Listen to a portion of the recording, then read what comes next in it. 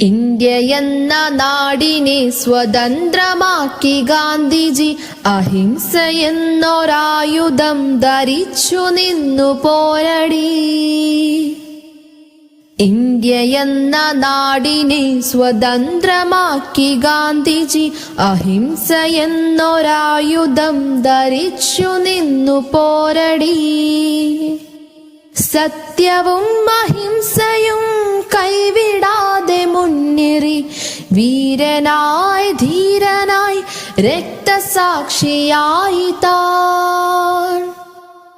സത്യവും അഹിംസയും കൈവിടാതെ മുന്നേറി വീരനായി ധീരനായി രക്തസാക്ഷിയായി താൻ.